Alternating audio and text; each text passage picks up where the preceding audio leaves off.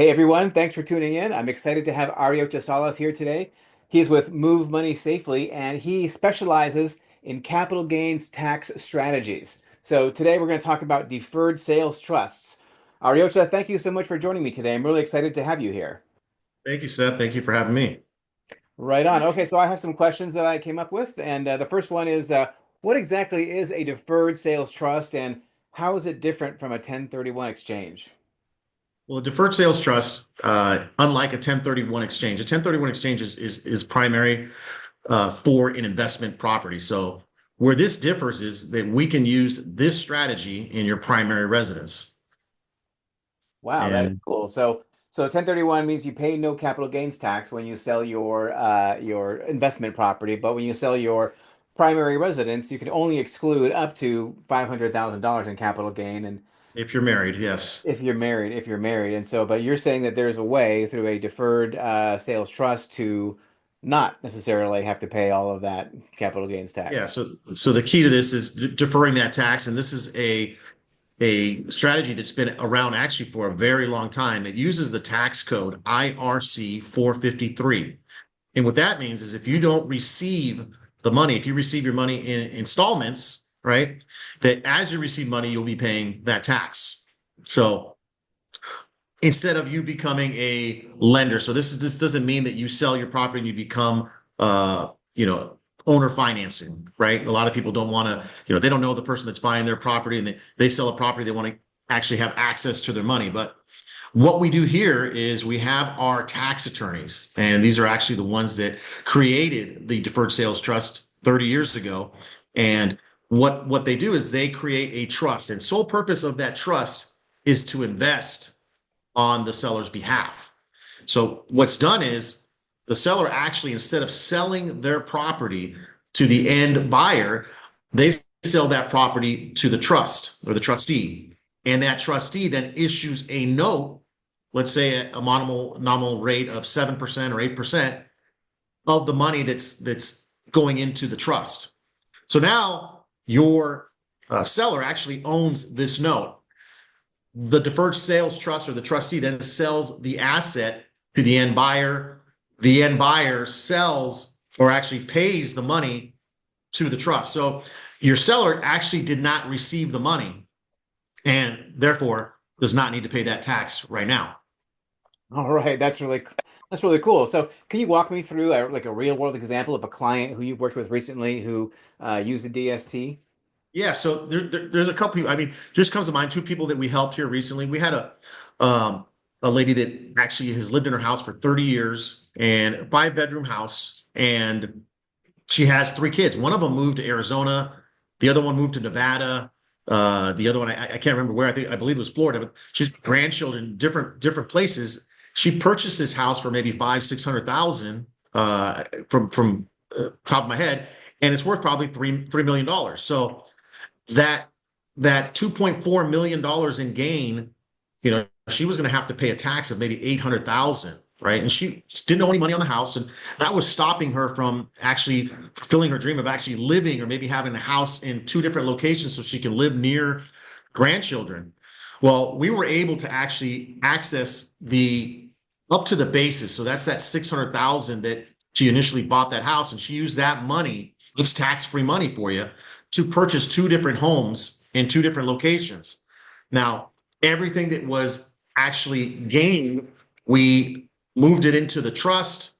The trust, that money was then invested, on her behalf, and she actually was generating income, not no longer paying that capital gains tax, but she was actually getting an income stream for the rest of her life. All right. Wow, that's really cool. So, who qualifies for a deferred sales trust? Do you have to be like really old to get one, or No, as long as you have an asset that has appreciated, right? And if you're here in the Bay Area, we know that houses have appreciated over the last 10 years. But if you've had your house 20 or 30 years, it's even greater. So anyone that has an asset that's gone up significantly in value, that person can definitely take advantage of these strategies. And so can you use one for any kind of like asset? Is it real estate only, or what else can you do You using this? can, yeah, there's more to it, but yes, you can do it for artwork. You can do it for, IPOs. There's different things. There's people that we've helped out with crypto. So there is a lot of, a lot of, solutions for anyone that has any kind of capital gains, problem or tax that they might have to pay. All right. Okay. Well, that's really cool. That's good to know. So are these really expensive to set up, or what's that like? Not really. So just to kind of give you an example, that you could do business with two different people, right? You could do business with the IRS, and let's just say it's $1 million. Typically on something like that, if you're paying the IRS in the state of California, you could be paying 37% or more. That's close to $400,000. Where the tax attorneys will charge a 1.5%, and there are some trustee fees along the way on a yearly basis, but that's 15,000. So Seth, you do the math. Who would you rather do business with, and would you rather have all the money working for you, or just the part that is left over that the IRS already put their hands in? Yeah, yeah, that's pretty amazing. So it almost sounds too good to be true, but so you're saying that this is a IRS approved mechanism essentially through what IRC 453. That is correct. Uh-huh. That is Okay. correct. All right. Very good.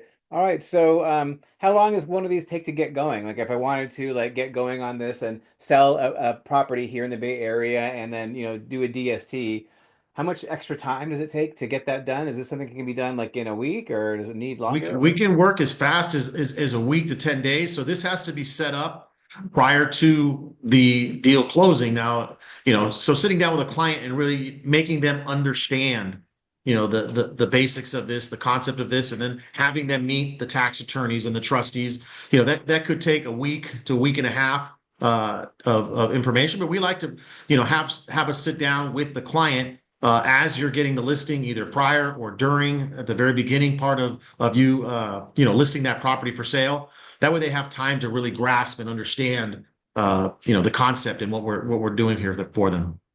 Right. So the time that they would want to be getting involved with you would be right around the actual time they sign a listing agreement. So maybe like I don't know, like month or two before you plan to sell it. That would be ideal. All right, that would be ideal. All right, really good. Okay, so what is the best way to get a hold of you? I think the best way is through you. So if you have any client, Seb, that is looking to sell a property that they've been in a long time, or another person that, since you asked that question earlier, we had a family friend that needed to go into a living facility. Those facilities are very expensive, $10,000 to $12,000 a month, and she had the option of renting out her house. Uh, you know, Probably 5,000 a month is what she'd be getting in rent. This facility, again, at $12,000, they'd be coming out of pocket for about 7,000 on a monthly basis. There comes a time, and this is what I like to share people, rent versus sell. There comes a time when your equity, right, has surpassed the amount of money you're actually receiving in rent, where it doesn't make sense. If you have $2 million in equity, right, collecting 5,000 in rent just doesn't, the math doesn't add up on what $2 million will actually generate for you in interest in money. So, for her, that simple education on here. If we did this with your money and you did not pay that tax and you had all this money working for you, you can actually pay for this facility on a monthly basis, and your money will never run out. All right, I like the sound of that. I also like the Yeah. sound of talking to me first before I introduce them to you. So if anyone wants to get a hold of Ariocha, then just call me, Seb Fry. My number is here at the bottom of the screen.